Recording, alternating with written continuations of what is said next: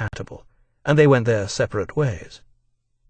Decades later, in her autobiography Confessions of an Art Addict, Peggy Guggenheim would claim that among the many famous figures she had encountered, only 3 immediately struck her as geniuses: the surrealist Max Ernst, the sculptor Alberto Giacometti, and Samuel Beckett.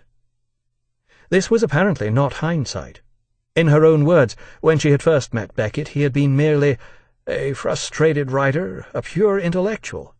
But despite their difficulties and their disparate attitudes, she had detected in him an exceptional creative spark, a spark that Beckett himself was far from sure he possessed at the time. Joyce, too, claimed to see this. Others believed in Beckett even when he did not believe in himself, though it would still be many years before such faith was justified. Meanwhile, the heavy drinking continued. Un ballon rouge, drunk at the zinc counter of a small Paris café, cost little more than a box of matches, and Beckett would regularly end up making the rounds of the late-night cafés in Montparnasse, where he now lived. Despite his hectic nightlife, he still found time for exercise, playing occasional games of tennis with expatriate friends who invited him to a private club on the outskirts of Paris. For mixed doubles, he was occasionally partnered by a talented French pianist called Suzanne de Chevaux-Duménil. It was also at this time that Beckett formed a close friendship with a Swiss-Italian sculptor, Alberto Giacometti, who shared Beckett's solitariness, fondness for late-night bars, and sardonic view of the world. The two insomniacs would share long, understanding silences at the bar, pondering the evils of the world between draining their glasses. Giacometti had an unabashed penchant for prostitutes, and Beckett appears to have joined him in this pursuit as well as exploring the field on his own. Almost certainly, as a result of this, Beckett became involved in an incident in Montparnasse late one night in January 1938. In the course of an argument with a pimp who appeared to know him and wanted to borrow some money, Beckett was stabbed in the chest. He fell to the ground and was quickly rushed to the hospital. Here it was found that the knife blade had barely missed his heart and lung. He was lucky to be alive. Beckett had long been prone to hypochondria, but now that the affliction was both genuine and serious, he behaved stoically. When news of Beckett's injury reached Dublin, his mother and brother immediately set off on the quickest route to Paris, which in those days involved a gruelling 24 hours of continuous travelling, including 2 ferry crossings and 3 rail journeys. Beckett was deeply moved by his mother's evident concern, and they appear to have effected an awkward reconciliation.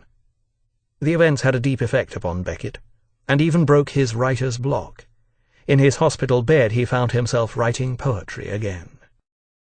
Another hospital visitor was Beckett's tennis partner, Suzanne. Although she was 38 and thus 6 years older than Beckett, it quickly became clear that she was attracted to him. When Beckett left the hospital, they began going out together. They made an unlikely couple. He drank, she did not. He lived a bohemian life, she preferred lace-making. But they quickly discovered a mutual interest in classical music and the arts. In time they became lovers. Unlike Peggy Guggenheim, however, Suzanne appeared to have a more calming effect on Beckett. As Peggy Guggenheim cattily remarked about Suzanne, she made curtains while I made scenes. In the summer of 1939, Beckett received the royalties he was due from the publication of Murphy and travelled to Ireland to see his mother. During the visit, Britain and France declared war on Germany, plunging Europe into World War II. Ireland remained neutral, but to the consternation of his mother, Beckett insisted upon returning to Paris, telling her, "I promised so many friends that I would be back." By now Beckett and Suzanne were living together in a small flat on the Rue des Favorites, a grim, featureless street south of Montparnasse. In the spring of 1940, the Germans invaded France, quickly approaching Paris. Beckett and Suzanne fled with thousands of refugees who headed south, but eventually made their way back to German-occupied Paris. Beckett had no wish to return to Ireland, and Suzanne was equally reluctant to return to live with her parents in provincial Troyes. Back in Paris, Beckett soon joined a resistance network. With characteristic diffidence and more than a little truth, he later characterized his actions as Boy Scout stuff. But there's no doubting the fact that this involved real danger. After the war, Beckett would be awarded the Croix de Guerre for his efforts, though he typically omitted to tell anyone of this for many years. In 1942, the Germans penetrated the resistance cell with which Beckett was involved. He and Suzanne immediately left the Rue des Favorites and went on the run. After being put up at various secret addresses in Paris, they set off south with false papers for unoccupied Vichy France, which was run by Pétain's collaborationist government. For days they tramped the roads, sometimes in despair, often bickering in their extremity. Elements of this dialogue would later surface in the absurd exchanges between Vladimir and Estragon in Beckett's Waiting for Godot. Estragon: "I can't go on like this." Vladimir: "That's what you think." Vladimir: "Well, shall we go?" Estragon: "Yes, let's go." They do not move. Eventually, Beckett and Suzanne reached the remote village of Roussillon in the craggy hills above the Rhône Delta, some 400 miles south of Paris. Here they hid out for the remainder of the war, doing occasional farm work to help pay for their keep. Beckett would sometimes join the local Maquis, resistance, on armed night patrols. These were largely futile exercises involving 20-mile hikes across rugged heathland, intended to bolster morale. Beckett soon fell into deep dejection, but attempted to keep up his spirits by beginning a novel which would eventually be called What?, his first sustained creative work in more than 5 years. What would mark a break from Beckett's previous work? Gone is the self-conscious intellectualism, the tendency to pretentious superiority. In its place comes a distinctly neurotic sense of futility, as Beckett attempts to explore and embody various philosophical questions in concrete form. This is achieved by what would become a distinctly Beckett-like form of reductionism, which, besides reducing the narrative to its bare bones, also involves a reductio ad absurdum of the entire novelistic genre. In one sense, What marks a serious deepening of Beckett's psychological affinities. Previously, Murphy had shown deep empathy with the schizophrenics in the Mercy Seat Asylum. In the case of What, the eponymous hero unmistakably is schizophrenic, both in his actions and in the obsessive way in which his story is recounted. We are introduced to What in slapstick fashion. What bumped into a porter wheeling a milk can. What fell, and his hat and bags were scattered. The porter did not fall, but he let go his can, which fell back with a thump on its tilted rim, rocked rattling on its base, and finally came to a stand. This was a happy chance, for had it fallen on its side...